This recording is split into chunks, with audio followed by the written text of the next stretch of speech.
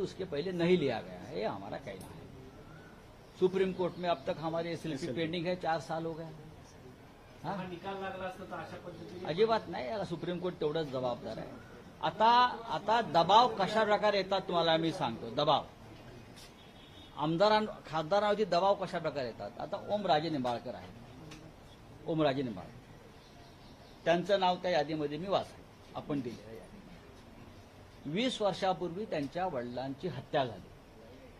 20 वर्षापूर्वी पवनराजे निंबाळकर यांची हत्या झाली आणि 20 वर्ष तो खटला सुरू आहे।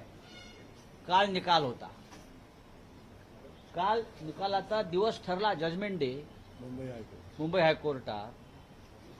आता आमच्यापर्यंत अशी माहिती आली की पवनराजे निंबाळकरांवरती दबाव असा आहे, आपलं ओमराजेवरती, तुमच्या बाजूने निकाल हवा असेल तर आमच्या गटामध्ये सांगितलं, आम्ही तुम्हाला हवा तसा निकाल देतो।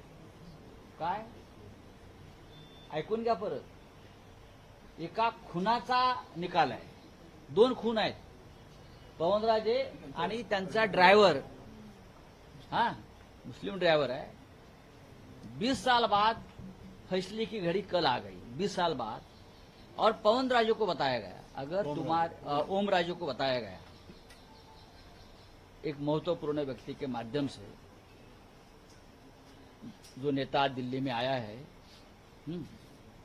कहा गया कि अगर तुम फैसला अपने पक्ष में, अपने हक में चाहते हो तो सिग्नेचर करो और हमारे साथ आ जाए। इस प्रकार से अगर इस देश का कानून चलता है और डेमोक्रेसी चलती है तो क्या संविधान, क्या कानून, क्या सुप्रीम कोर्ट, क्या हाई कोर्ट, आप बताइए। तो इसीलिए 2 दिन वो फैसला रुक गया, आगे ढको, समझा। तुमचं म्हणणं आहे, सगळ्यांचं असं म्हणणं आहे की या पक्षफुटीच्या बातम्या, या अफवा आहेत, काही घडत नाहीये। आता जे दिल्लीत घडतं आहे, तुम्ही आत्मविश्वासाने सांगू शकता की शिवसेना उद्धव